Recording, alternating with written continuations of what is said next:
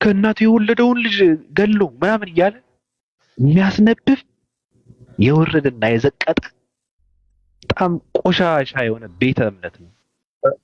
አብረን እናንብበው እኔም ጋር ስላለ መጽሐፉ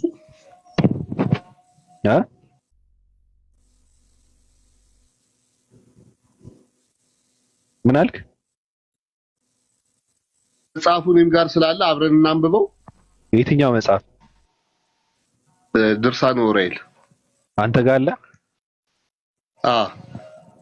የትኛውን ነው አብረን የምናነበው? ይሄ አሁን የለጠፍከው ስለ ኡራኤል የምታወራው ድርሳነ ኡራኤል ላይ ነው አይደል ያለው? አንተ ታውቀዋለህ? መጽሐፉ አንተ ጋር አለ እንደው እኮ እናንብበው እኮ አለ ወይ? መጽሐፉ አለኝ አብረን እናንብበው እያልኩህ ነው። እናንብበው።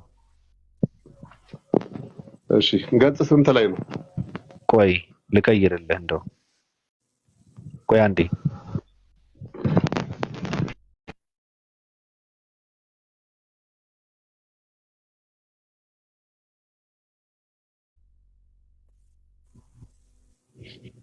ኦኬ አለ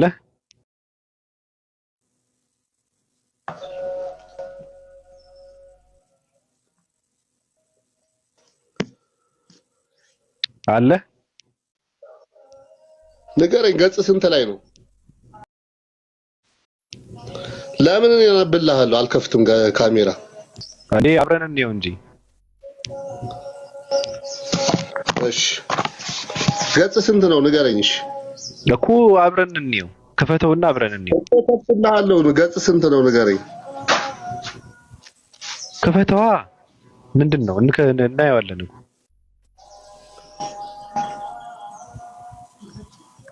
ክፈተው። ቴንክ ዩ አዙረው። እሺ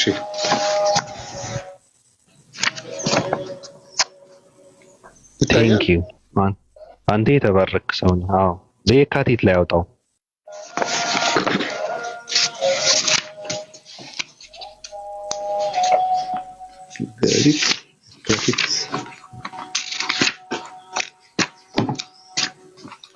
እሺ ከመጀመሪያው የካቲት ድርሳን 5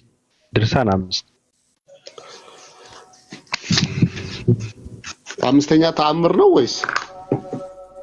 አዎ እንደዛ ማለት ነው። አምስተኛ ተአምር ይታያል ከመጀመሪያው ማለት ነው። ከመጀመሪያው ይታያል። አምስተኛ ተአምራው ከዛ በፊት አለ ከመጀመሪያው ከአምስተኛ ተአምር ይልና ገባኝ። ያው ከዛ በፊት አለ ወይ? አራት ኦኬ ከዛ በፊት አምስተኛ ተአምር የለም። አምስተኛ ተአምር ከዛ በፊት አራተኛ ነው። ቆይ አንዴ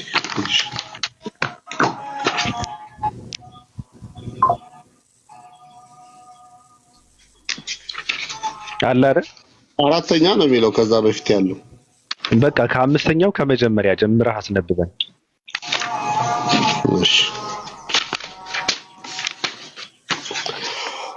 እሺ ላንብበው አይደለም። አሁን ቆይ እስኪ ትንሽ ዝቅ አድርገው። ራሱ ላይ እንትን ልበለህ ብዬ ነው።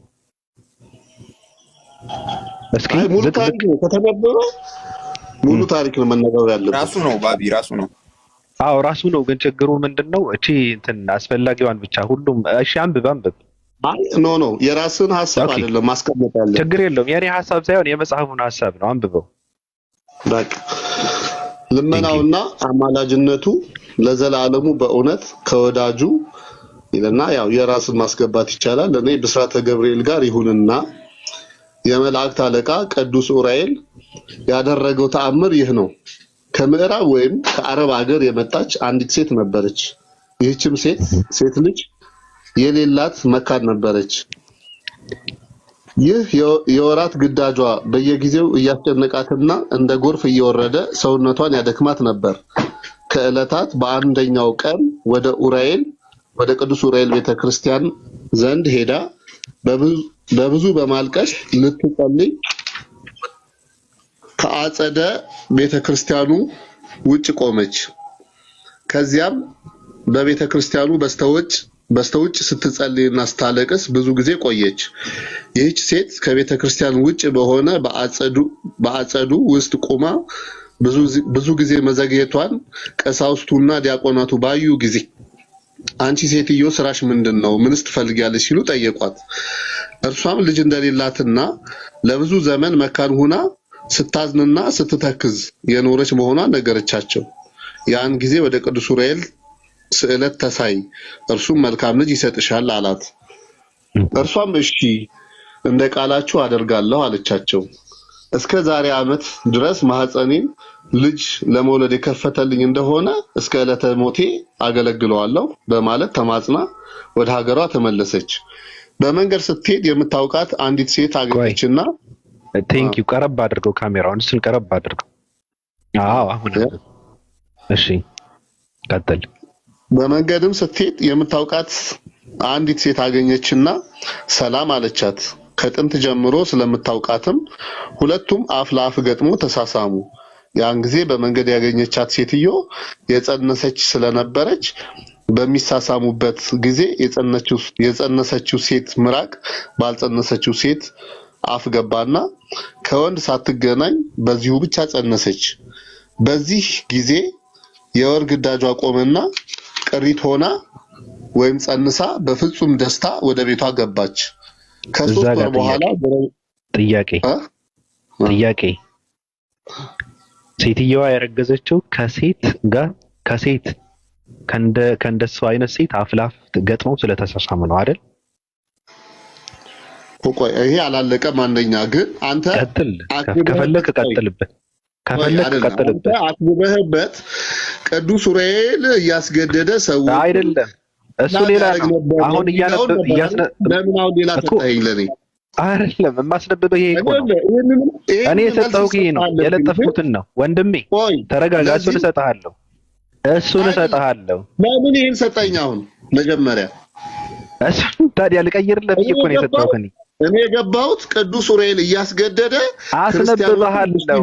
እሱንም አስነብብሃለሁ ያደርጋል ብለህ ነው እኮ አስነብብሃለሁ። ስለሱ ማስነብብሃለሁ። እንደውም ልቀይርልህ ብዬ መጀመሪያ ለምን ለጥፌዋለሁ። እዚህ ጋር እኮ እኔ ለጥፌ ይሄ እንድታነብ ነው። ድርሳነ ኡራኤል ዘየካቲት ብዬ የነገርኩህ ይሄን እንድታነበው ነው። እዚህ ጋር ምንድነው ግብረ ሰዶማዊነት አለ የለም? ወንድሜ እንደው አንተ ሰው ነህ። ሴት ከሴት ጋር ከንፈር ለከንፈር ተሳስበው ልጅ ተረገዘ የሚል አለ የለም? ተሳሳሙ ነው ያለው እንጂ እኮ ተሳሳሙና ምን አደረገ? በአፏ ምን ገባ? ምራቅ ገባ። ወንድሜ አንተ ሰው ነህ። ሴት ልጅ እንዴት ነው በአፏ ወደ ማህፀኗ ምራቅ ገብቶ? ምራቅ እኮ ነው የገባው። እንዴትስ ከሴት ተረገዘ? ሰምታል? አይደለም እግዚአብሔር አይችልም። እግዚአብሔር በሚቃወመው ስራ እግዚአብሔር ይቃወመዋል። እግዚአብሔር ፍጥረቱ ድንቅ ነው፣ አፈጣጠሩ ድንቅ ነው እንጂ እግዚአብሔር ወደ ማህፀን የሚገባበትን እግዚአብሔር ለምንድን ነው ሶዶምን ያጠፋው? በምንድን ነው? አንተን አይመለከትህም እኮ እዚህ ውስጥ ተአምር ተብሎ ነው የተጻፈልህ። ሶዶምን ያጠፋው እግዚአብሔር ሶዶምን ያጠፋው በምንድን ነው? በምን ምክንያት? በእሳት እኮ። በምን ምክንያት? እነሱ ግብረ ሰዶም ናቸው። እንደዚህ ሴት ከሴት ወንድ ከወንድ ስላደረጉ ነው። ሌላ ምንም እንትን የለውም። ሰላም እኮ ነው እኮ ሰላምታ እኮ ነው። መንገድ ሰላምታ አይደለም። ምራቅ እስኪገባ ነው የተገለጫጨው። ምራቅ እስኪገባ ነው የተሳሳሙ። ሰላም ተባባሉ ነው የሚለው እንጂ ቤቷ ገባ ተሳሳሙ አልጋ ላይ ወጡ ይላል። ትክክል አይደል? እንደዛ የሚልም አወጣልሃለሁ። ግድ የለም ሌላ እንፈልጋለን። አሁን ይዘው ስለመጣ አመሰግናለሁ። ዋና ነገር ምንድነው? መንገድ ላይ ያገኘቻት ሰላም ተባባሉ፣ ተሳሳሙ። ልክ አሁን የኛ ሀገር ያሉ ሰዎች ሰላም እንደሚባባሉት ጉንጭ ለጉንጭ ተሳሳሙ አይልም። አፍ ለአፍ ተሳሳሙ። በአፏ ምን ገባ? ምራቋ ገባ። አሁን እሱ አፍ ለአፍ ተሳስመው ምራቅ እስኪገባ አንተ ዝም ብለህ መውጣት ትችላለህ እንጂ ስህተት አታገኝም። አንድ ስህተት አታገኝም። ይሄ ትክክል ነው። ዝም ብለህ ወጥተህ የፈለከው ትችላለህ እኮ። ትክክል ነው ወይ? ትክክል ነው። በቃ ተአምር ነው። ትክክል ነው። ይሄ ትክክል ነው። እኔ የተደረገልኝን ብነግርህ ለእኔም የተደረገልኝ ቅዱስ ዑራኤል ለእኔ ያደረገልኝ ግድ የለም የፈለግከውን ያድርግልህ። ትክክል ነው ወይ ስቶ? ትክክል ነው። አዎ ትክክል ነው። ይሄ ምንም ችግር የለበትም። በቃ ሴት ከሴት ተሳስመው ልጅ መወለዱ ትክክል ነው። ቆይ አንተ ሙሴ በእንጨት በበትር ባህር አልከፈለም? ምን አገባኝ? ምን አገናኘው? ስለዚህ አይመለከትም፣ አያገባህም ማለት ምን አገናኘው ነው? የሙሴ በበትር ባህር መክፈል ምን አገናኘው? እሱማ የሚደንቅ ተአምር ነው። የሚደንቅ ተአምር ነው። የሚደንቅ የእግዚአብሔር ኃይልና ብቃት የሚያሳይ ነው በበትር ባህር መክፈል ማለት። ይሄ ግን ሌዝቢያንነት ነው። ሊሰጣት ይችላል እግዚአብሔር። ሌዝቢያንነት ነው እኮ ከሴት ያንተ ምንም ነገር አድርጎ ማድረግ አይችልም። ለምሳሌ አንተ እንደ አይነት ተአምር እኔ ሙስሊም ነኝ ያልኩ አትናደድ። እኔ ሙስሊም ነኝ ያልኩ እኔ ምን የፈለከው ነው? እሺ የፈለከው እኮ ሙስሊም ነኝ ያልኩ ሙስሊም እንደሆንክ አውቃለሁ። ተናዳል አናደዋል። እርግጠኛ ነኝ ያናደዋል። ተበሳጭታል። አፍረሃል። ቅዱስ ዑራኤል እያስገደደ እንዳሰለመ አወጣልሃለሁ። ና ደግሞ ከሆነ ለምን አንተ ጋር መጥቶ አላሰለመህም? ሂድ፣ እዚህ ጋር አለ። ሂድ እኮ አንተ ጋር መጥቶ ለምን አላሰለመህም? መጀመሪያ እንጠይቀኝ። አንተ ጋር መጥቶ ማን ነው ያሰለመኝ? ማንን ነው? ቅዱስ ዑራኤል አንተ ጋር መጥቶ ያውቃል? አንገቱን ብዬ ነው ያባረርኩት እኔ። ሂድ፣ ቀጥል፣ አውጣው፣ አንብበው ከፈለክ። ሴት ከሴት ጋር ተሳስመው ልጅ መወለዱ ለአንተ ችግር የለውም አልክ። ለእኔ ግን ነውር ነው፣ ተአምር አይደለም። የኛ አምላክ ይችላል፣ ምንም ነውር የለውም። እንዴ ሴት ለሴት ሰላም ይባባላል። ከሴት እንዴ ይጸየፈዋል። ትክክል አይደለም። ወንድ ከወንድ ሴት ከሴት ትክክል አይደለም ነው የሚለው። አሁን ቀጥልና እዚህ ጋር ስለለጠፍኩት ደግሞ አውጣ ወንድም፣ ሂድ አውጣ። እሺ ገጽ ስንት ነው? ወደ ጉዳያችን። ድርሳነ ዑራኤል ዘሚያዝያ።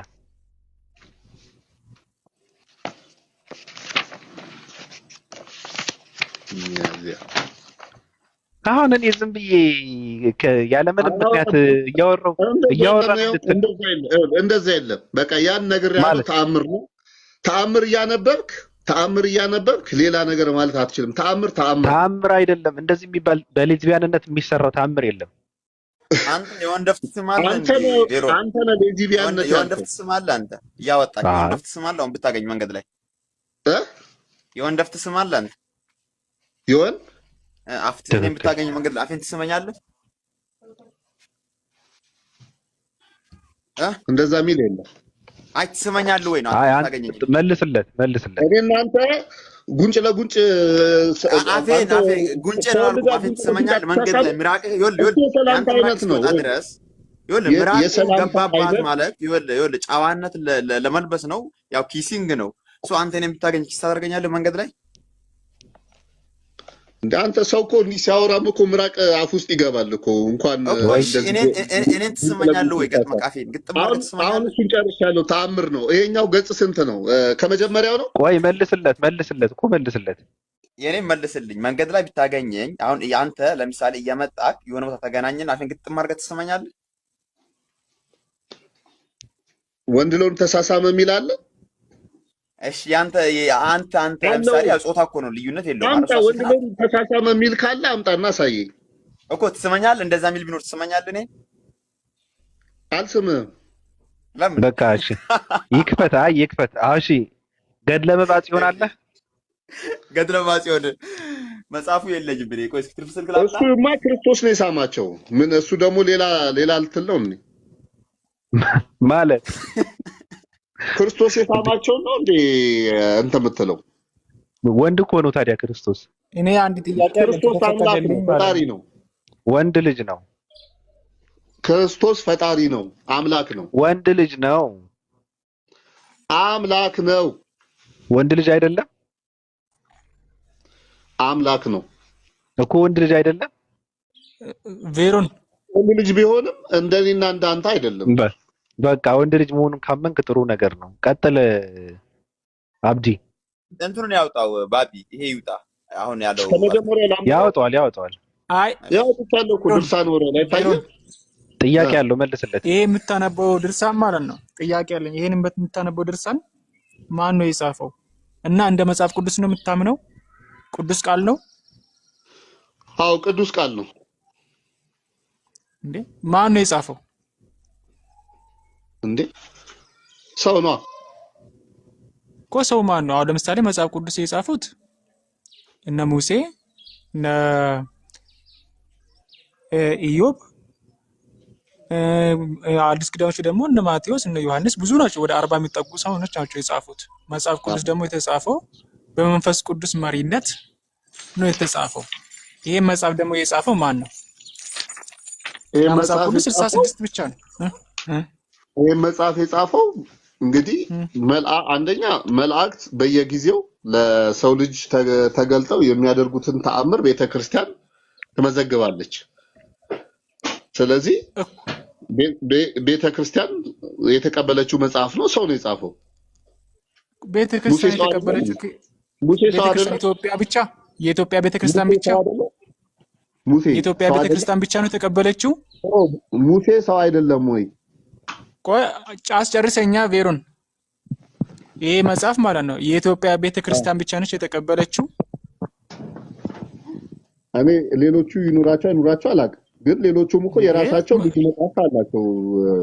ሌሎች ቤተክርስቲያን አብያተ ክርስቲያን ነው እኮ። ቅዱስ ቃል ከሆነ እኮ በዓለም መታወቅ አለበት አይደለ እንዴ?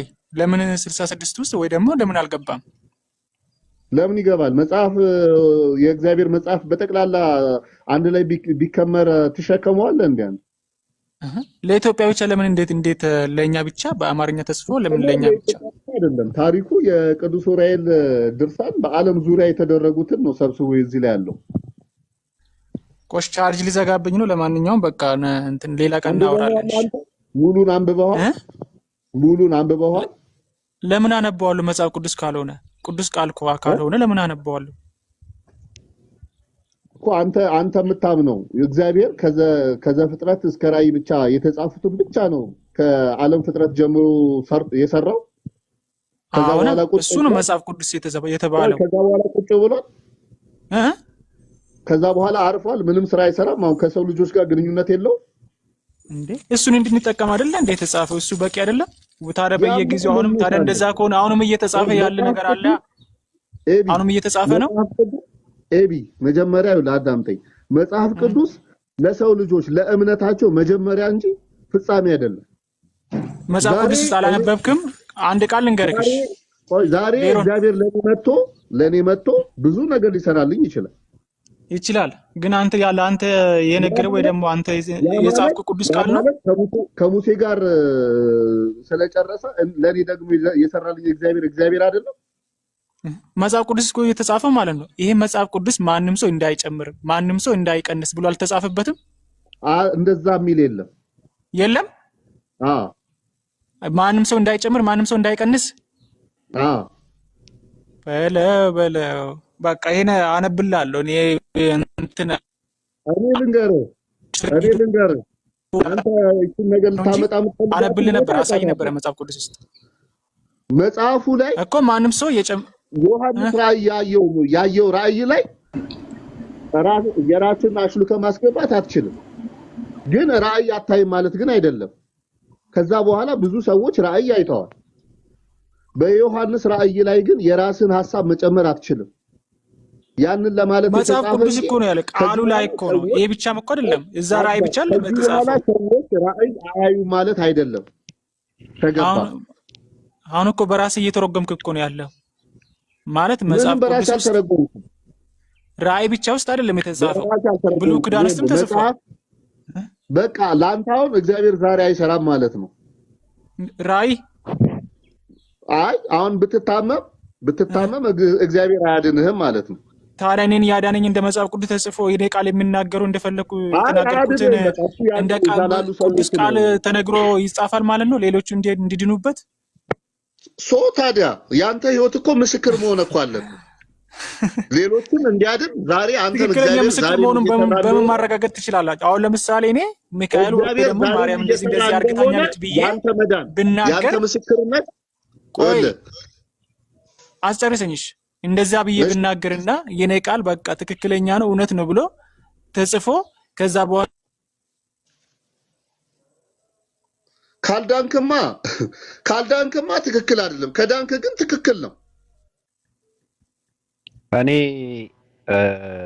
እሺ እንቀጥል አባ ቢዚ ልሆን ወደ ሌላ ስለምችል ምንድን ነው ቆይ ቢዚ ልሆን ስለምችል አሁን ምንድነው 174 እናውጣ። ዘሚያዝያ 174 ላይ ሚያዝያ ነው መጋቢት። ኦኬ ዘሚያዝያ 197 ነው እኔ ጋር ድርሳነ ኡራኤል ዘሚያዝያ 197 ነው የሚጀምረው። ያው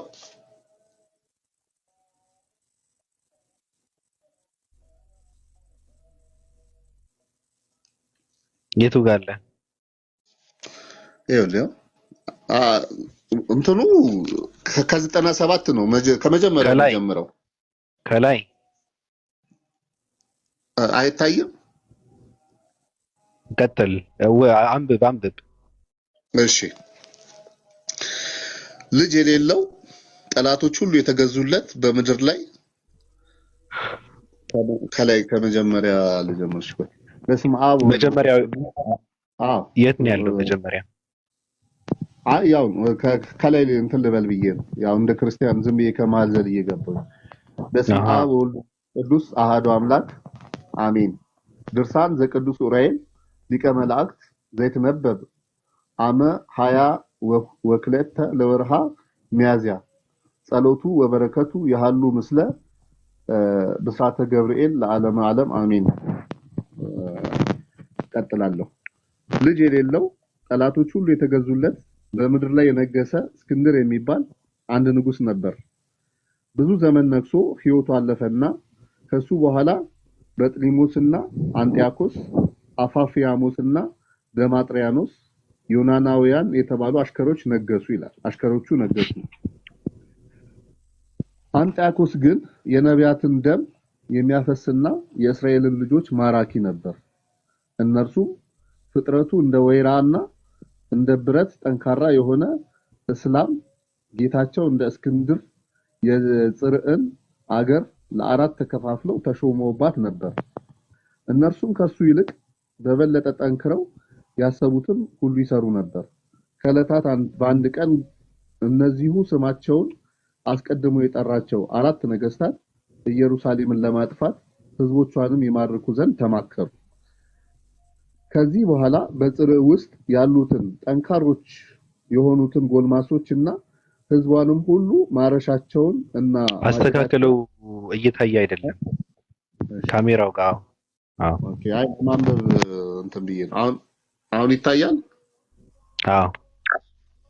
እሺ ከዚህ በኋላ በጽርዕ ውስጥ ያሉትን ጠንካሮች የሆኑትን ጎልማሶችና ህዝቧንም ሁሉ ማረሻቸውን እና ማጭዳቸውን መጥረቢያቸውንና ድጅኗቸውን ቢላዋቸውንም ሳይቀር ለጦር ጎራዴ እንትን አድርግ እስኪ ዝቅ አድርገው። ሁሉን ካነበብነው እንትን ታደርጋለህ። አሁን አይደለም ሁሉን ካነበብነው አንደርስበትም። ያለበትን ቦታ እንሄድና ታሪኩን ከሚጀምረው ጀምረህ ታነበዋለህ አይደል? አይሻልም? አይ እንትኑ ለምን እንደዛ መልአኩ ሰፊ ነው። ስለ ብዙ ነገር ነው የሚያወራው። ስለ ብዙ ታሪክ ነው የሚያወራው። ገብቷል? ስለ ሌሎችንም ያወራል። ሌላ ነገርም የገባበታል። ስለዚህ ያኛው እኔ የለጠፍኩትን አይደል የፈለከው? እሱ ከሚጀምረው ከመጀመሪያው ታነበዋለህ። እንደዛ ነው የሚሻለው። እንደዛ ምትል ከሆነ እኔ ሙሉ ላንብብና በሌላ ጊዜ ተመልሼ ልምጣ። ምክንያቱም መረጃውን በደንብ ይዤ ማለት እንጂ የምን መረጃ ቁንጽል አንስተህ አይ ለምን እንደዛ አይነት እንትን ውስጥ እንደገቡ እንደተናገሩ እንዳለ ታምናለህ? በመጀመሪያ እንዳለ እንየውና እንዳለ እዛ ውስጥ እንዳለ እንደዚህ አይነት ነገር እንየውና አንተ ደግሞ የፈለከውን ሰዓት መጥተህ ሐሳብ ትሰጥበታለህ። አይ እኔ እንዲህ ዝም ብሎ መጽሐፍ ቅዱስ እንኳን ቁንጽል አይደለም አውድ አለው። ቁንጽል አይደለም ይባል ናስል እንዴ መቼ ጨርሰዋል ታዲያ? ቆይ እኮ አሁን ቅድም ስናነብ ያኛው ተአምር ነው። ተአምር ላይ ነው ያለው። እየነገርኩህ እኮ ነው። ተማሳሳይ ነው። ተማሳሳይ ነው። ታሪክ ነው። አረር ረጅም ነው። ረጅም ነው። ና እስኪ አሳልፈው። ሙሉ ታሪክ መረዳት አለብን። እንየው እንዳለ እንየው እንጂ ቆንጽለህ ብትነግረኝ አልስማማም። እኔ አይደለም ቆንጽዬ አይደለም ማውራው የሰው ልጅ ያው በክርስትና የሰው ልጅ ነፃ ፈቃድ አለው። የምን ነፃ ፈቃድ ነው የምታወራው? እንዳለ ታምናለህ ወይ ነው የሚለው ነገር ያንተ ትርጓሜ እንትን ስላልሆነ ነው። ለዛ አንተ ትተረጉመዋለህ። እንዳለ ታምናለህ ወይ ነው በመጀመሪያ አንተ እንደፈለክ አድርገህ ትተረጉመዋለህ። ምኑ እንዳለ ይሄ እኔ ያወራሁት እኔ ያልኩትን እንዳለ ታምናለህ እኮ መጽሐፉ ላይ ካለ እኮ አየዋለሁ ካኮ ካለ እንዳለ ነውና ከዛ ደግሞ አንተ በፈለክበት ሰዓት እንመጣ የፈለከውን ትላለህ ነው። አሁን እኮ ገጹ ራሱ የተለያየ ነው። ያንተና የኔ ገጹ የተለያየ ነው። አውቃለሁ። አሳየኝ መጀመሪያ ተመለስና ወደ ኋላ እዚህ ጋር ነው የነበርኩ አይደል? ነው የኔ ተመለስ ገባኝ። እንትን በቃ ሂድ እያየ ነው እንሂድ። እዛ ጋር ላለው ያው እኮ ሂዳ ግን እሺ እዚህ ጋር ማንበበዋል። እለፈው ትንሽ ራቅ አድርገህ እያየ ነው። ሂድ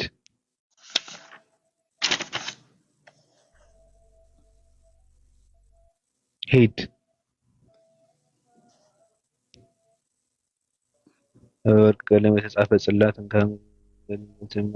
እዚህ ጋር ያስተምራል። እሺ ሂድ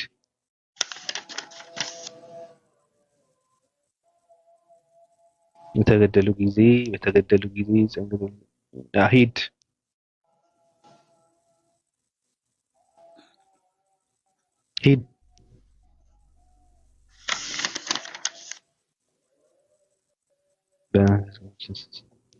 ሂድ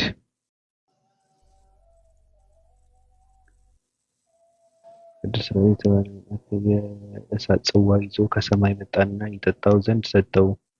እዚህ ጋር ማለ ግን ያኛውን ነው የፈለግነው። ሂድ እሺ እዚህ ጋር ማርክ ላድርግበት ሐሳብ ስላለ ማለት ነው። እሺ ሁለት ሐሳብ አለ። አንብበው አንተ ለብቻህን ምን እሳት ይዞ እንደወረደ ችግር የለም።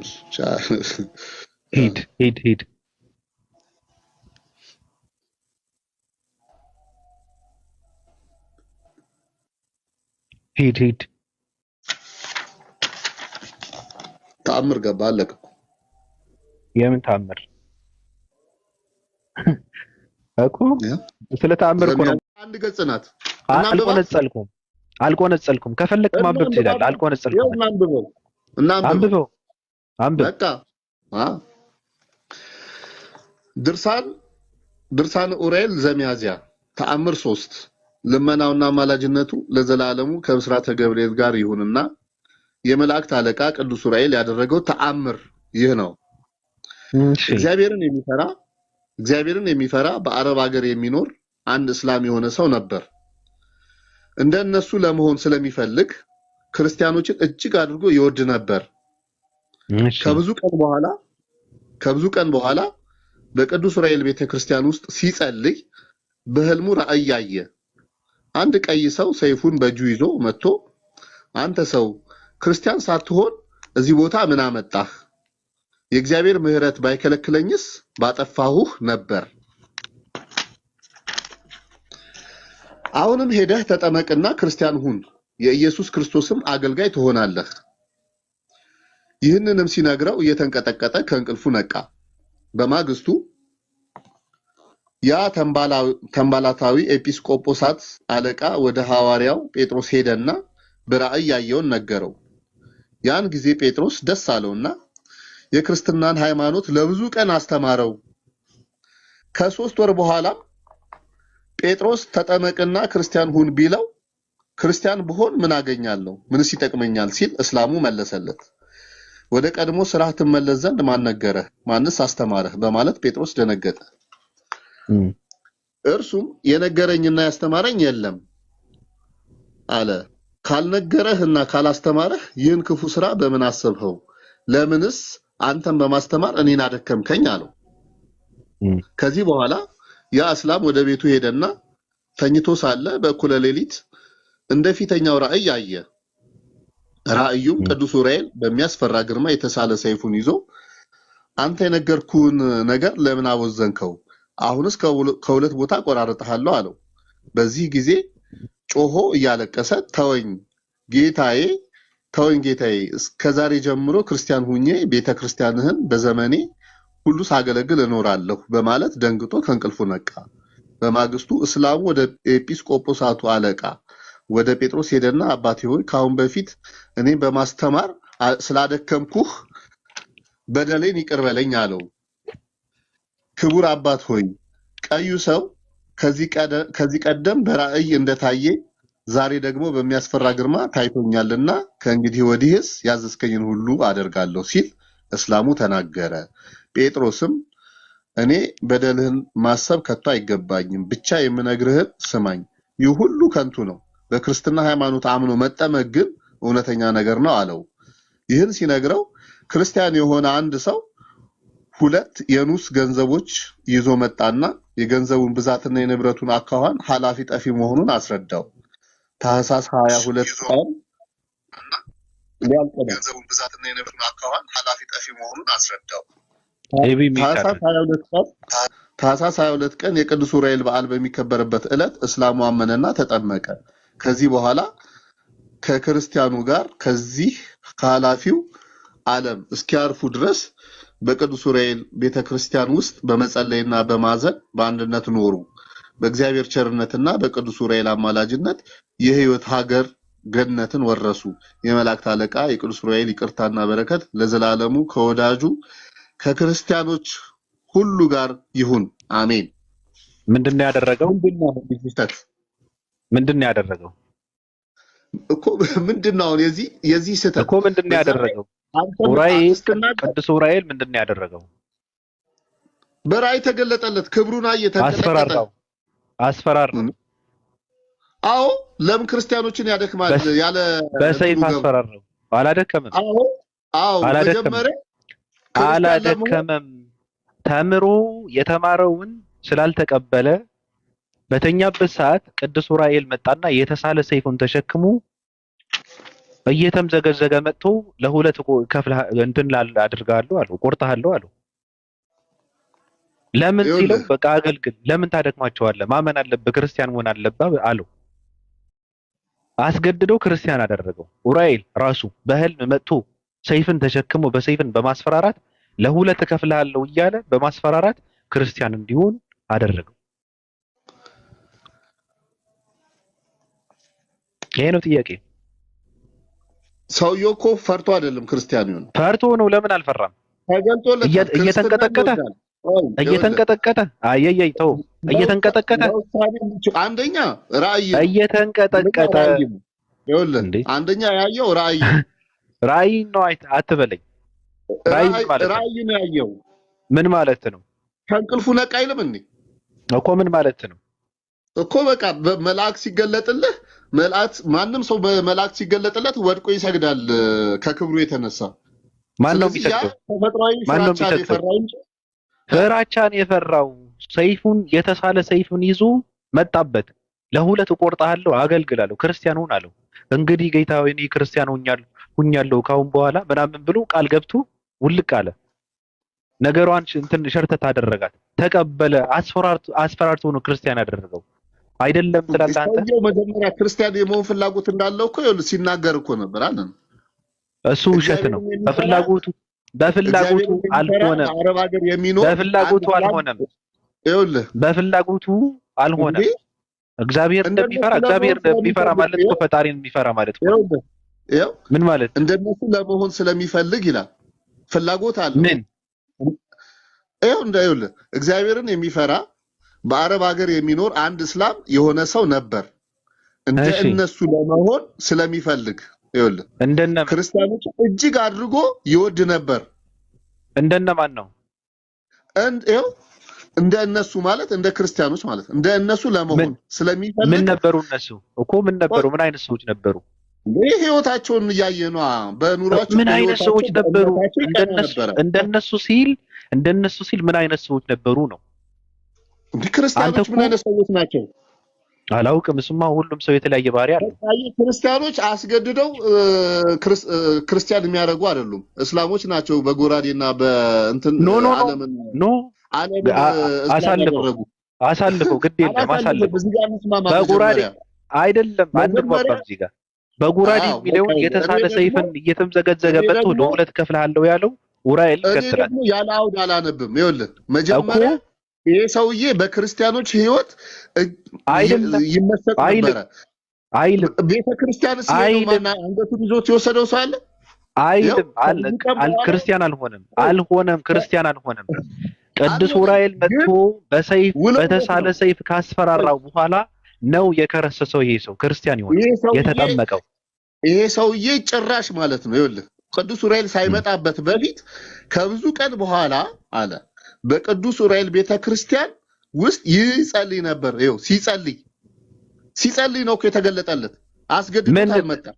ምን ክርስቲያን ነበረ እኮ ክርስቲያን ነበረ። ግን ቅዱስ ኡራኤል ክርስቲያን ነበረ ክርስቲያን ነበረ አልነበረም። ትርጉም የለውም። መጸለዩ ትርጉም የለውም። ቤተክርስቲያን ምን ያደርጋል? ማን አስገድዶ ትርጉም የለውም። ነገርኩህ እኮ ትርጉም የለውም። ክርስቲያን ካልነበረ መጸለዩ ትርጉም የለውም። ምናልባት በእምነቱም እየጸለየ ሊሆን ይችላል ይሄ ሰው እኮ እሱማ ጸሎቱንም እኮ አያውቅም እኮ። ግን መጥቶ በቅዱስ ኡራኤል እኮ በእምነቱ እየጸለየ ቤተክርስቲያን ገባ ስላለ እኮ አይደለም ክርስቲያን አልሆነም ይሄ ሰው። ክርስቲያን የሆነው ቅዱስ ኡራኤል መጥቶ በሰይፍ ካስፈራራው በኋላ ነው። መጀመሪያ እኛ ቤተክርስቲያን እየመጣ ምን እንትን አለው? ፍላጎት አይደለም አይደለም እንዴ? ይሄው እኮ ከመጽሐፉ እኮ ይናገራል እኮ። አይናገርም። እግዚአብሔርን የሚፈራ በአረብ ሀገር የሚኖር አንድ እስላም እኮ አይናገርም። የሆነ ሰው ነበር።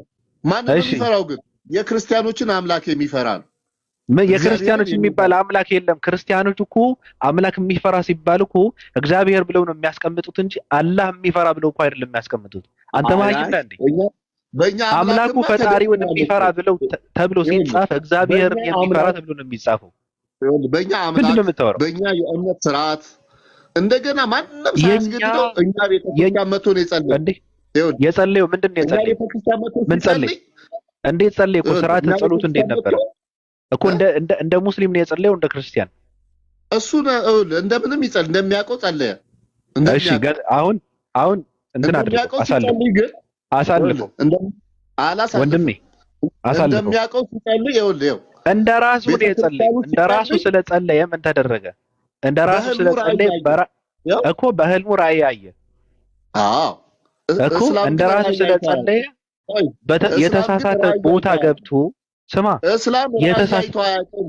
ይኸውልህ በእስላም ራእይ የለም። ራእይ አይቶ አያውቅም እስላም። ለምን እንዴ? የለም በራእይ የላቸውም መጽሐፋቸው። እዚህ ጋር እኮ ነው ራእይ ያየ የሚለው። ለምን የለም? እንኳን ራእይ በፍጥረት የለውም መጽሐፋቸው። ኧረ ና ገንጥል አሳልፈው ወደ ሰይፉ ወሰደና አሳልፈው። እሺ አንብብ። አንድ ቀይ ሰው ሰይፉን በእጁ ይዞ መጥቶ አንተ ሰው ክርስቲያን ሳትሆን እዚህ ቦታ ምን አመጣህ? ይኸው እኔ ጠየቅኩን የጠየቀው አንድ ቀይ ሰው። አዎ እሺ፣ ቀይ ሰው መልአኩ ነው። በራእይ መልአክ ነው የሚገለጠው። እሺ፣ በሰው አምሳል ተገልጦ አላለም። እዚህ ቦታ ምን አመጣህ አለው። አላለም። እንደዛ አላለም። የራስህን አትርጉም። ቀይ ሰው እንዳዋቂ ይኸውልህ ትርጉም ከኪስ አውጥተህ ኪስ ወለድ እንትን አታድርግ። አስመረህ አትለፍልፍ። አዙረው አውድ የሌለው ነገር አይሰራም። እሺ ገንጥል። ና ወዴት ነው የምትሄደው? ገንጥለው። ምኑ ነው ገንጥለው? አሁን ያነበብነው። አዎ አሳልፈው። አስመረህ እንደዚሁ ለፍልፍ እንጂ እኔ አሳልፈው እኮ አሳልፈው። ያኛው እሺ አንብብ፣ ጨርስ፣ ሂድ። ይሄ ጨረስ ነው። ያኛውን ነው። አሁንም ሄደህ ተጠመቅና ክርስቲያን ሁን። እሺ አለው። ሁን የኢየሱስ ስም አገልጋይ ትሆናለህ አለው። ይህንንም ሲነግረው እየተንቀጠቀጠ ከእንቅልፉ ነቃ። እሺ በማግስቱ ያ ተንባላታዊ እዛ ጋር ተንባላታዊ ኤጲስቆጶስ ተንባላታዊ ወደ ኤጲስቆጶሳት አለቃ ወደ ሐዋርያው ጴጥሮስ ሄደና በራእይ ያየውን ነገረው። ማን ነው እሱ? ተንባላታዊ ማን ነው? እንትኑ ነው ይሄ ራእይ ያየው ማለት ነው። አረቡ አይደለም። እሱማ አረቡ ነው። ይሄ ተንባላታዊ የተባለው ባለ ሰይፉ ነው። ቀይ ሰው ነው። ሂድ አንብብ። ተንባላታዊ የተባለው አንብብ ግድ የለም አንፈልግም አንብብ። በራእይ ያየውን ነገረው እኮ አለ እኮ ተባታዊ ማለት ለኤጲስቆጶሱ ነው አይነገረው እኮ ሄደና በራእይ ያየውን ነገረው። ለኤጲስቆጶሱ ነው የነገረው። ወይ መልአኩ ነው ራእይ ያየው? መልአኩ ነው ወይ ራእይ ያየው? አይደለም። ስለዚህ ያየው አረቡ ነው ሙስሊሙ ማለት ሂድ ቀጥል እኮ እንትን እያልካ መጀመሪያ ከአውድ አትውጣ። ያን ጊዜ ጴጥሮስ ደስ አለውና የክርስትናን ሃይማኖት ለብዙ ቀን አስተማረው።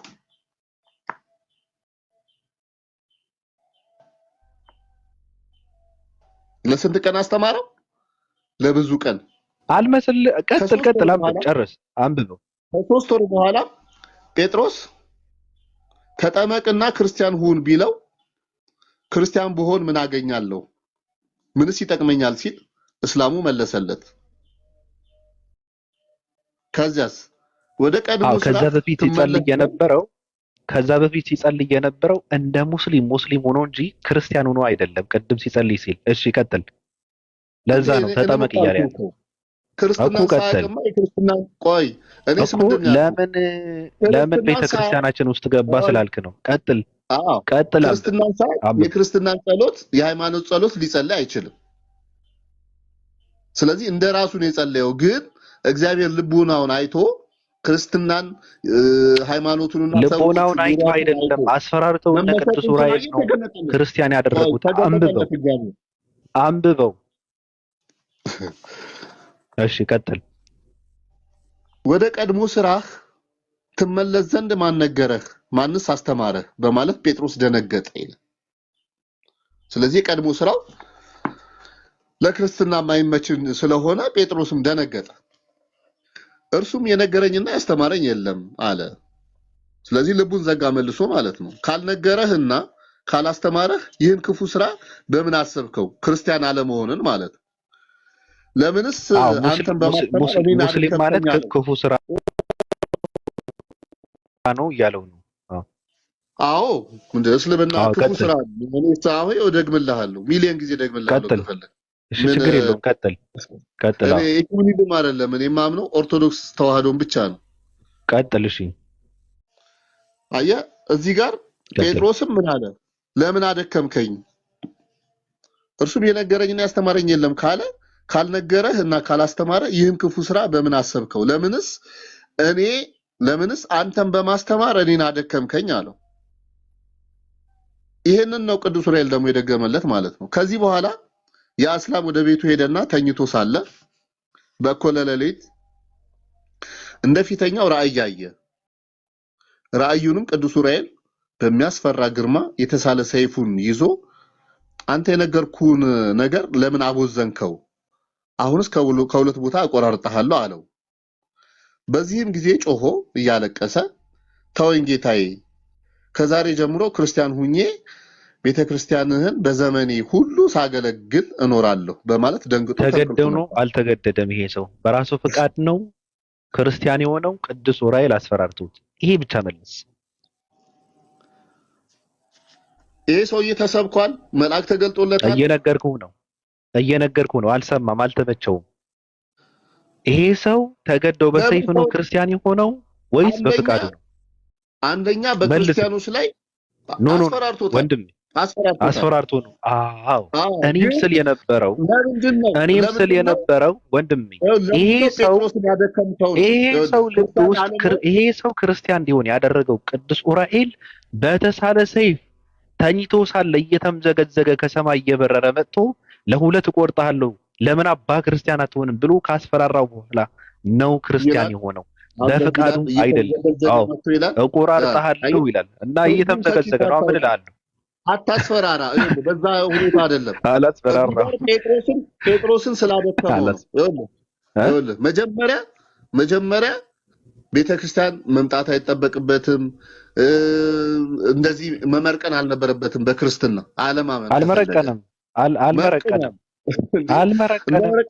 አልመረቀንም። ተገዶ ሳይፈልግ ወንድሜ ወንድም በክርስቲያኖች ይቀና ነበር። መካኝ ነው ተገዶ ነው ክርስቲያን የሆነው። አሁን ተመለስና አሁን ይሄ ካገኘ ነው ስማ፣ ይሄ ካገኘ ነው ወደ ድርሳነ ዑራኤል ዘየካቲት ቅድም ያየ ነው ድርሳን 5 ቁጥር 11 ላይ ተመለስና የሁለት ሴቶችን እንየው። ጨረስኩ። እሱ ተአምር ነው እኮ አባቴ እኮ እንየው። አንተ ስበክ እዛ ጋር አንተ አስተምር። እኔ ዝም ልበልና ሴት ከሴት ጋር ተሳስመው ልጅ የተረገዘውን አንተ አስተምር። ክፈተው። ይረገዛል እኮ ክፈተው። እግዚአብሔር ከፈለገ የሚሳነው ነገር የለም።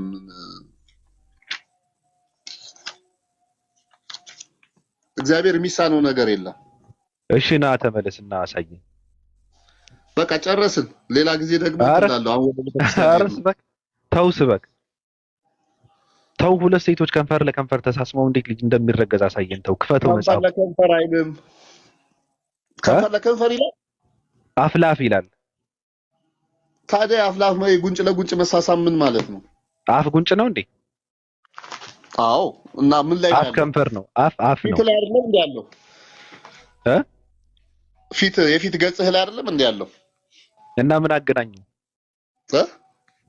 ምን አገናኘው? አፍ ለአፍ ገጥመው ተሳሳሙ፣ በአፏ ምራቅ ገባ እኮ ነው የሚለው። እና ክፈተው።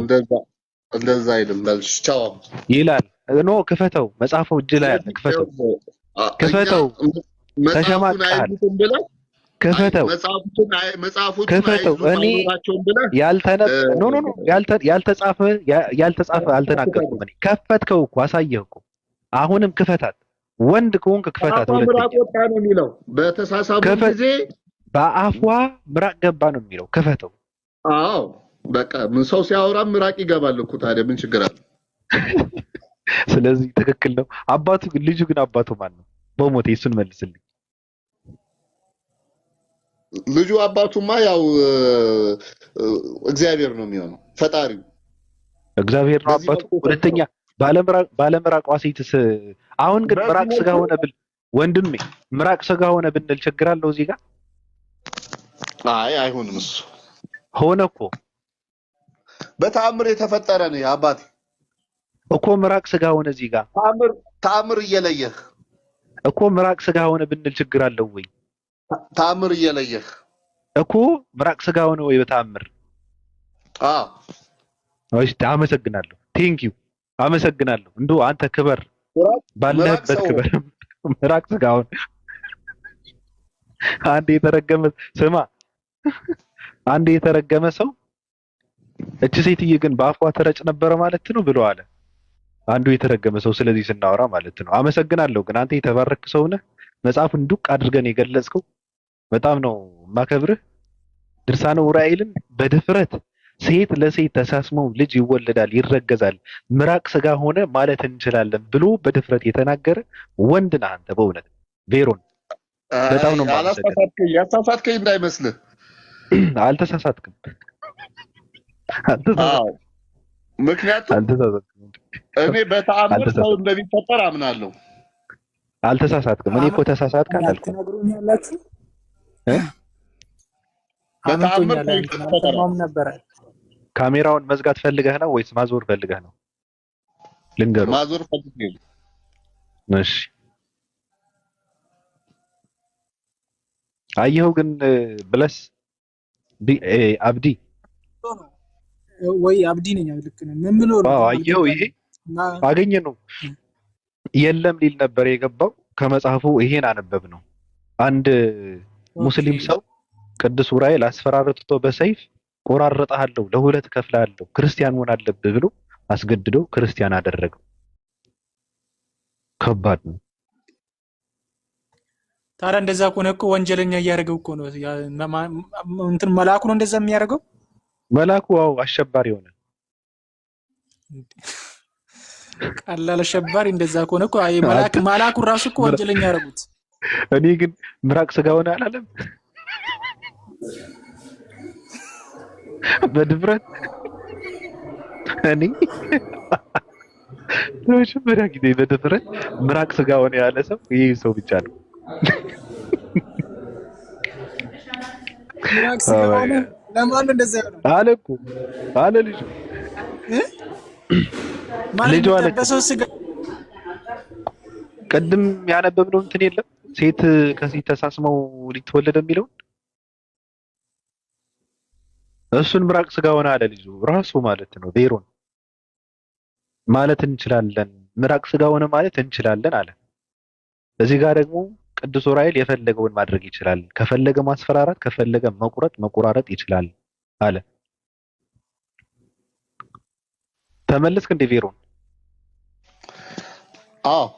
እና ምራቅ ሰው ያ ጽንስ ሰው ከሆነ ስጋ ሆነ ማለት ምንድነው ታዲያ? እንትኑ እኔ እኮ አልተፈጠረም አልተወለደም አላልኩም እኮ። እኔ እኮ እንደዛ ብዬ ስል ኦርቶዶክሳውያን ይመጡና አንተ ውሸታም ይላሉ። አሁን ምንድነው የሚያስፈራቸው? ቤሮን ተአምር ነው ቤሮን እኮ ከምራቅ ልጅ ተወለደ፣ ምራቅ ስጋ ሆነ። ልክ ቃል ስጋ ሆነ እንደሚባለው እዚህ ጋር ምራቅ ስጋ ሆነ ማለት ችለናል። እኔ በጣም ስለማከብርህ ሌላ ቃል ልጠቀም ነበርና አከብራለሁ። ቤሮን ትህትናን ራሱ ገዢ ነው። ሰው ስጋ የለውም እንዴ? እኮ ያቺ ሴት ባለምራቋ ሴት ለልጁ ምኑ ናት እንዴ? ለልጁ አዎ ምኑ ናት?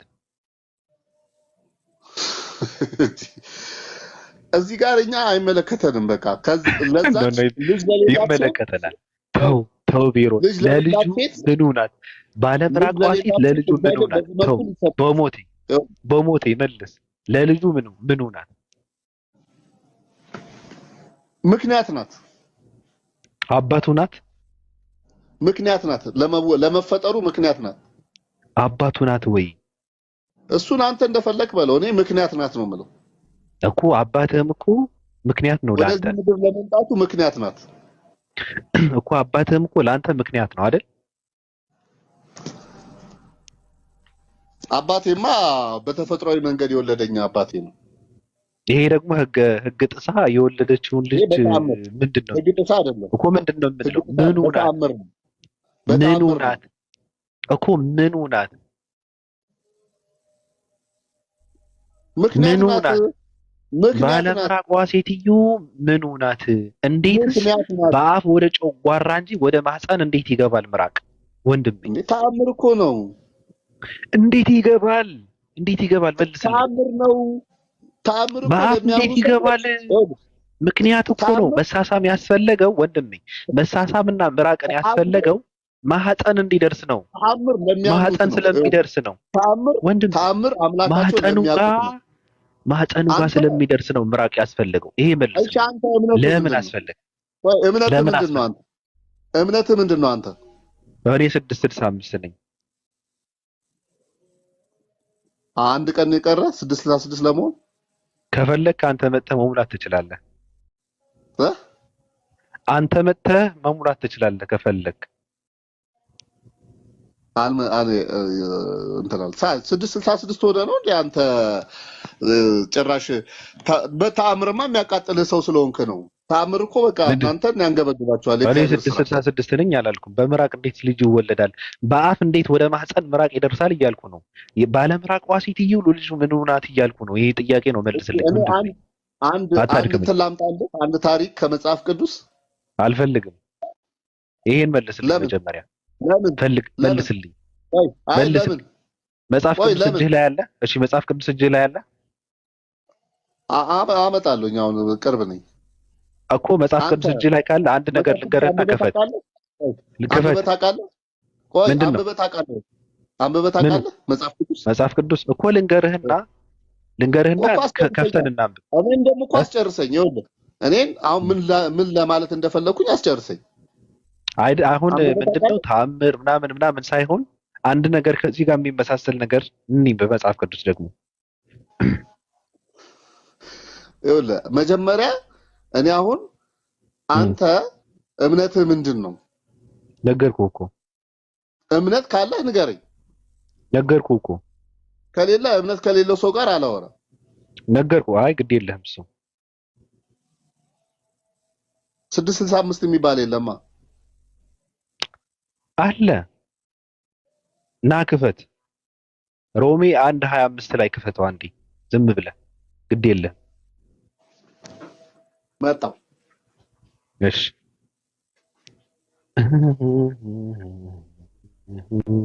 ጳውሊት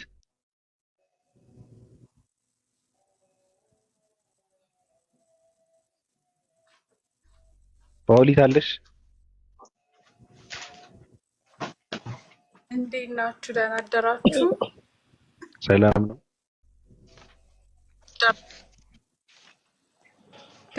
እሺ ሮሜ ስንት ክፈተው? አንድ ክፈተው ና ክፈት። እንደውም እኔ ካሜራውን ላጥ ክፈት። ካሜራ ክፈት ነው የምትለኝ? አዎ እንየው።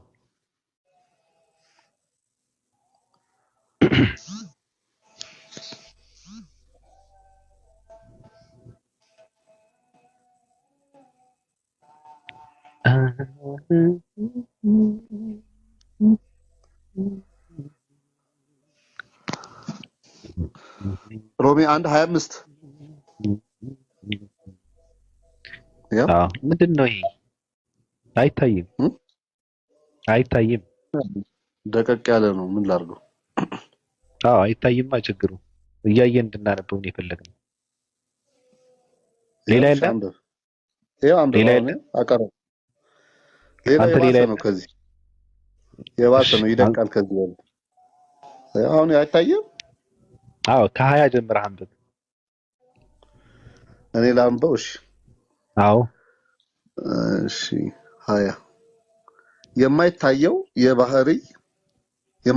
ባህሪ እርሱም የዘላለም ኃይሉ ደግሞ አምላክነቱ ከዓለም ፍጥረት ጀምሮ ከተሰሩት ታውቆ ግልጥ ሆኖ ይታያልና ስለዚህም እግዚአብሔርን እያወቁ እንደ እግዚአብሔርነቱ መጠን ስላላከበሩትና ስላላመሰገኑት የሚያመካኙት አጡ። ነገር ግን በሐሳባቸው ከንቱ ሆኑ፣ የማያስተውለውም ልባቸው ጨለመ። ጥበበኞች ነን ሲሉ ደንቆሮች ሆኑ፣ የማይጠፋውን የእግዚአብሔርን ክብር በሚጠፋ ሰውና በወፎች አራት እግር ባላቸው ቀጥል። ሰው የሚለውን አስምርበት። ቀጥል። ጥበበኞች ነን ሲሉ ደንቆሮች ሆኑ፣ የማይጠፋውንም የእግዚአብሔርን ክብር በሚጠፋ ሰውና በወፎች አራት እግር ባላቸው በሚንቀሳቀሱትም መልክ መስለው ለወጡ። ስለዚህ እርስ በርሳቸው ስጋቸውን ሊያዋርዱ እግዚአብሔር በልባቸው ፍትወት ወደ ርኩስነት አሳልፎ ሰጣቸው። እሺ ቀጥል፣ አስምርበት። ስለዚህ እርስ በርሳቸው ስጋቸውን ሊያዋርዱ እግዚአብሔር በልባቸው ፍትወት ወደ ርኩስነት አሳልፎ ሰጣቸው። ይህም የእግዚአብሔርን እውነት በውሸት ስለለወጡ በፈጣሪም ፈንታ የተፈጠረውን ስላመለኩና ስላገለገሉ ነው። ቀጥል። እርሱም ለዘላለም የተባረከ ነው፣ አሜን ይላል። ቀጥል። ስለዚህ እግዚአብሔር እየነገርኩህ ነው። እኔ ሳይኖራል ምንድን ነው የምቀበለው? ሳይኖር ምን እቀበላለሁ? የለም፣ እንደዛ የሚል የለም። ክፈተው። ኢየሱስ ፍጡር እንደሆነ እንያ በቃ ፍጡር የሚል የለም አለ። ያውጣ ቤቢ፣ ይቅርታ ቤቢ፣ ያውጣ እስቲ አብዲ። አያወጣም።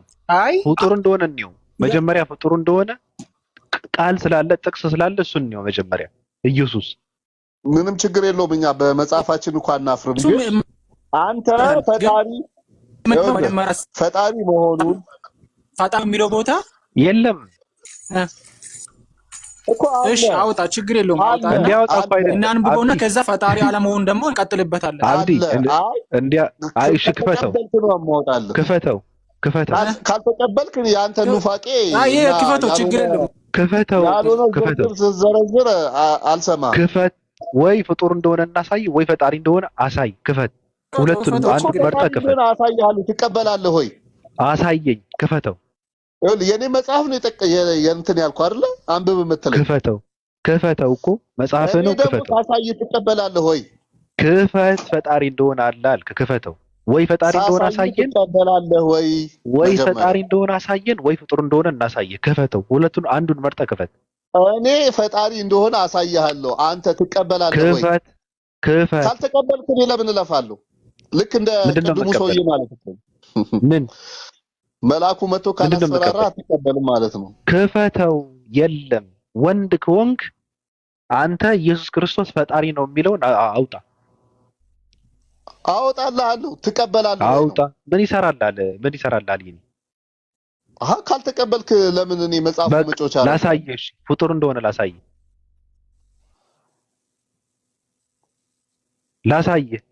እኔ አታሳየኝም። እሱ ፍጡር እንደሆነ አታሳየኝ። ውረድ፣ ሂድ፣ ሽንታም። ይሄ ነው ልባችሁ። ምንም አትችልም። የለም ኢየሱስ ፈጣሪ ነው ትላለህ እንዴ? ፍጡር ነው የሚል መጽሐፍ ቅዱስ ውስጥ ያለው ሰው ነው፣ ፍጡር ነው፣ ደካማ ነው፣ ከራሱ ምንም ማድረግ አይችልም። ጌታ ተደረገ፣ ስልጣን ተሰጠው፣ ደካማ ነበረ፣ ከራሱ ምንም አያደርግም፣ ስለ ነገ ምንም አያውቅም። ስለ ራሱ ቢመሰክር እውነት አይደለም። ራሱ ስለ ራሱ እንኳን መመስከር የማይችል ሰው ነው። ፈጣሪ ነው።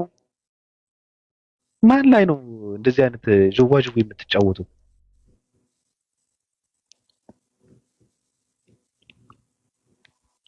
ጭራሽ ፈጣሪ ነው ኢየሱስ። እኔ ስለ ራሴ በመሰክር ምስክር እውነት አይደለም፣ ስለ እኔ የሚመሰክር ሌላ ነው አለ። እኔ በአባቴ ስም መጥቻለሁ፣ ሌላው በራሱ ስም ቢመጣ አለ እሱን ትቀበላላችሁ።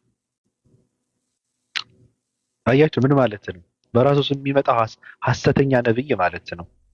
እሱ ግን እኔ በአባቴ ስም መጥቻለሁ ማለት እውነተኛ ነብይ ነኝ ማለት ነው። ልክ በምንድን ነው በስራና በቃል ብርቱ ነብይ ስለነበረው ስለ ናዝሬቱ ስለ ኢየሱስ ስለሚለው ማለት ነው። በቃ እንደዛ ነው የሚለው መጽሐፍ ቅዱስ። ከእግዚአብሔር ሰምቼ የምነግራችሁ ሰው ልትገሉኝ ትፈልጋላችሁን አላቸው። ሰው ነኝ አለ እኮ በቃ አለቀ። በሰውና በእግዚአብሔር መካከል ያለው አንድ አለ፣ እሱም ሰው የሆነ ኢየሱስ። ጨርሻለሁ። አመሰግናለሁ። ከዚህ በላይ ምንም አላወራም።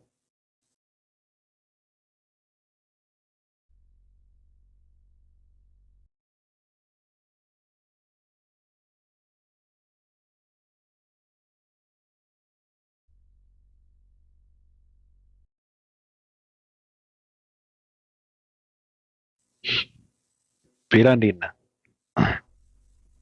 አይ ልተኛ ስለሆነ በቃ እንዴት ነህ? ሰላም ነው። ዛሬ አንደኛ ነው። የሚያምኑት የነበሩት ውሸት እንደሆነ እኛ የምናወራው ሁሉ ውሸት ነበር የሚመስላቸው። አየህ ተዋረደ፣ ፈራ። አገዘን። ልጅ እኮ ድርሳነ ዑራኤልን ተሸክሞ ነበር። አመነ እኮ ብዙ ነገር እኮ አመነ። በቃ አዎ አለ እኮ። በጣም ነው የሚገርመው። እየገባችሁ እኛ ጋር ነው ዲቬት አድርጎ እዛ የውይይት ጥሪ እናቅርብ። ባቢ ጌታን እናቅርብ። ለማ እንዴ አላየም እንዴ? ትናንትና ቃል ስጋ ሆነ። ወሂድን እኮ ከወሂድ ጋር እያያለሁ አለ እኮ እንደዚህ አወያዩኝ። የት አለ? ፈሪ ነው አለ እኮ እዚህ ምጣ ከኛ ጋር ይወያይ። ቃል ስጋ ሆነ። ቃል ስጋ ሆነ። ይሄ የሚንተባተበው የፎይ ወንድም ደደቡ ምራቅ ስጋ ሆነ ነው እንደሰበሉት። ያው እንደዛ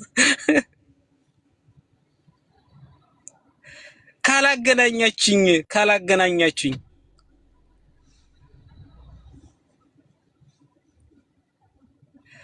እና ለማንኛውም ተኛ። በቃ ልተኛ ነው።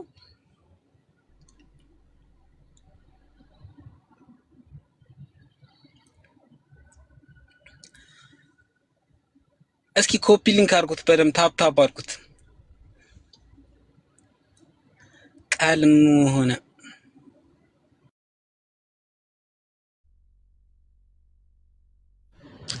ሰዎች ዛሬ የት ሄደው ነው? ሩሄና ተኝተሽ ነው? ኧረ አለው። እንዴት ነህ? እንዴት ነሽ? እንዴት አየሽው? አይ አሪፍ ነው። እግዚአብሔር ዛሬ ተለየብሽ። አፋጠጣቸው። ጀለስ ሌላ ታሪክ ውስጥ ነው።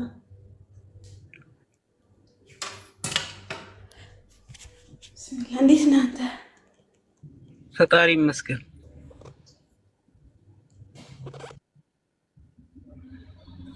አውሩ አንዴ አውሩ። አለው እየጻጻፍኩ ነው ሰው ጋር። ለምን አንጠራቸውም እዚህ ቤት? ምን ታያለሽ?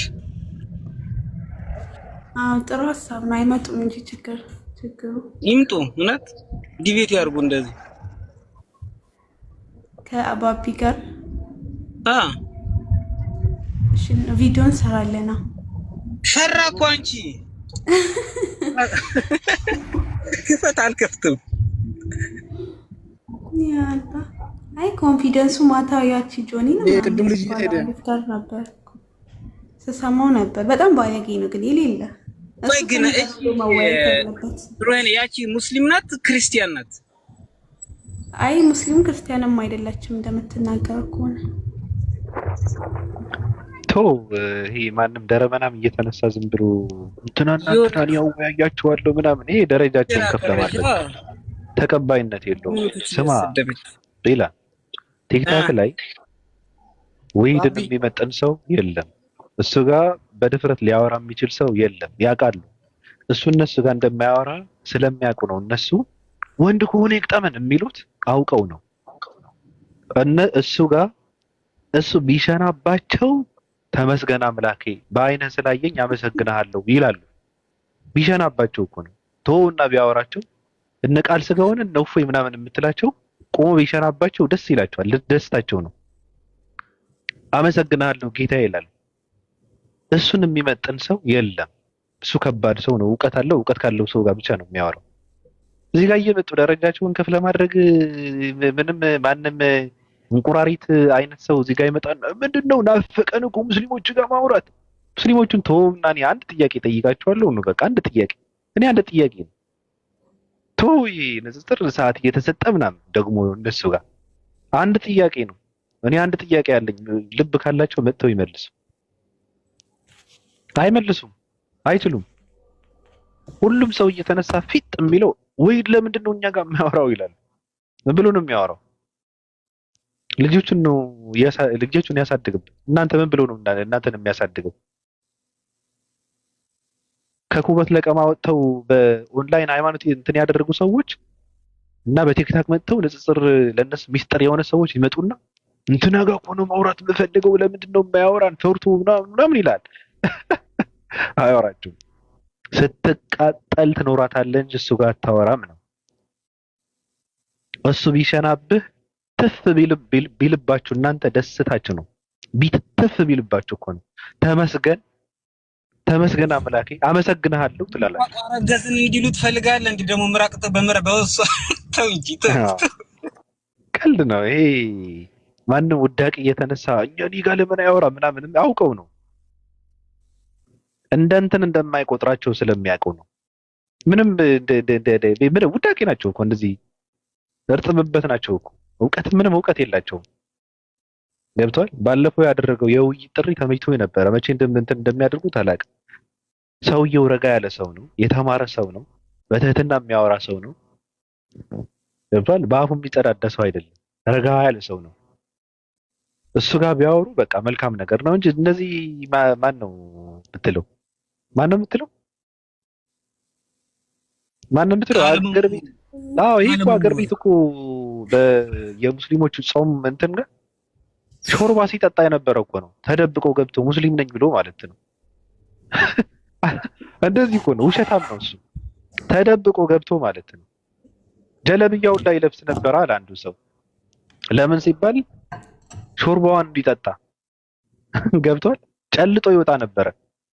ይሄ ምራቅ ስጋ ሆነ ምናምን የሚባለው ማነው የምትለው? ቃል ስጋ ሆነ ምራቅ ስጋ ሆነ የሚባለው ዲቭ ነኝ ምናምን የሚለው ውሸታም። ስምህ ማን ነው? አሰላሙ አለይኩም ሲሉት እኔ ዳውድ ነኝ ምናምን ያለ ነው። ጀለብያ ለብሶ ይገባ ነበር አሉ ሾርባዋን ለመጠጣት። እንደዚህ ነው ታሪኩ። እሱ ምንም እውቀት የለውም። እንደዚህ ስለ መጽሐፍ ቅዱስ ምን ያውቃል? እየተንሾካሾኩ ውስጥ ለውስጥ ሴቶች ጋር አውራ በለው ጥንባታ።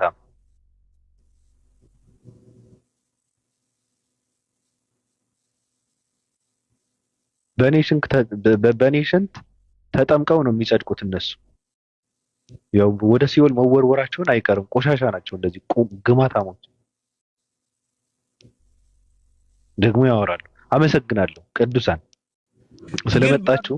አንድ ዲቤት ስታረገው ማለት ሰውየው ሲያወጣው ሲደነግጥ መጽሐፍ ቅዱስ ማንም እንደማያነብ ታውቃለህ። በዚህ ማረጋገጥ አይቻልም። የድርሳነ ዑራኤሉን እናንብበው ብለው ጀመረው። ገብቷል? እዚህ ጋር ያለጠፉት ቅድም።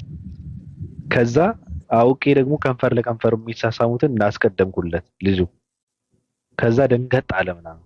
ሁለተኛው እዚህ አላልኩም ምናምን ነገር አለና ቀይረን ደግሞ ገባንለት። ሁለተኛው ጨነቀው ልጁ ምን ያድርግ?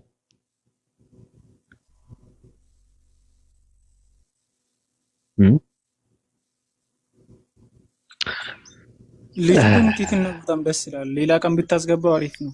እኔ አስገባዋለሁ። እንደውም አንድ ቀን በፍቅር ሃይማኖት እንዲሰብክ አድርገዋለሁ። አንዳንዴ አስፈላጊ ነው። እንደዚህ አይነት ሰዎች እኔ ችግር የለብኝም። ሃይማኖት እንዲሰብክ አድርገዋለሁ። ሰው ቅን የሆነ አስተሳሰብ ያለው ሰው አሪፍ ነው ማለት ለመወያየት ለመነጋገርም አሪፍ ነው። አዎ እንትን ይላል ግን ሲናደድ፣ ቅድም እኮ ተሳድቦ ነበር። በጸባይ ስለያዝነው ነው እንጂ ተሳድቦ ነበር እኮ ጀምሮት ነበር። በጣም ሲናደድ የእናንተ አላህ ምናምን ነገር ጀምሮ ነበር እኮ።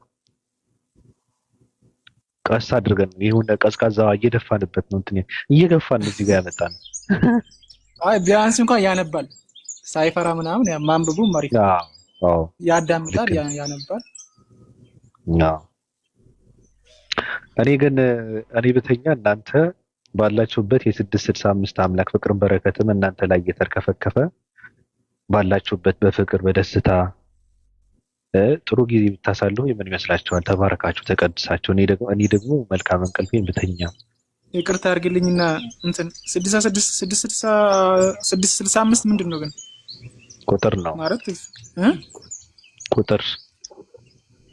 ቁጥር መሆኑማ አወቅኩት፣ ግን ለምን ተለየ ብዬ ነው እንጂ ምንም አይለኝም። የኛ ተቋም ነው ወንድም፣ የኛ ተቋም ነው፣ የኛ ሃይማኖት ነው 665። በቃ የኛ ይሄ የተደራጀ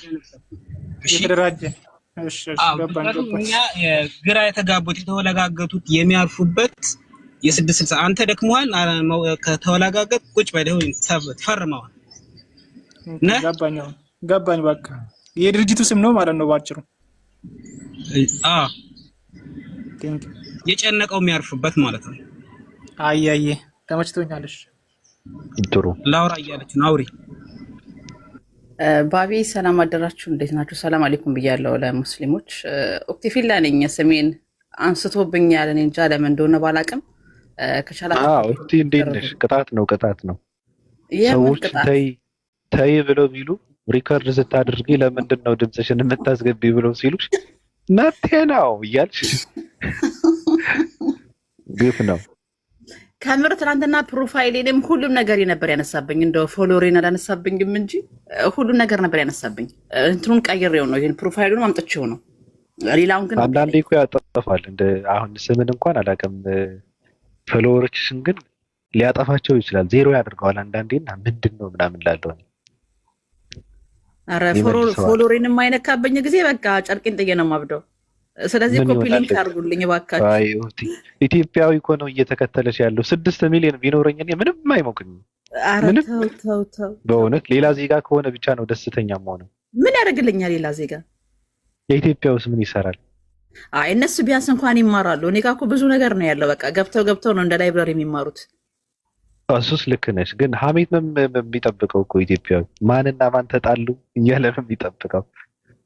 አዎ ግን ማሻላ አንዳንድ ሰዎች ደግሞ አሉ እውነትን የሚፈልጉ ትክክለኛ እውቀትን ፍለጋ የሚመጡም አሉ። ያው እንደዛም እንዳሉትም ሆኖ አሪፎችም አሉ እና ለነሱ ሲባል እንግዲህ እንቀጥላለን፣ አንሸነፍም። አዎ እኔ የማይታወቅ አካውንት አለኝና ብዙ ተከታይ አለው። በእርግጥ ግን ማያዝናና ነገር አለው። ግን ማለት ከሁለት አካውንት ነው በአንዴ የከፈትኩት። እዛኛው 500 ምናምን ሺህ ነው ያለው እዛ ጋርና ሁለተኛው በጣም ይለያያል። እዛ ጋር ቁም ነገር ነው ያለው፣ እዛ ጋር ደግሞ ዝም ብሎ እንትን ነው። ገብቶሻል? በእርግጥ ፈታም ስለሚሉበት ይሆናል።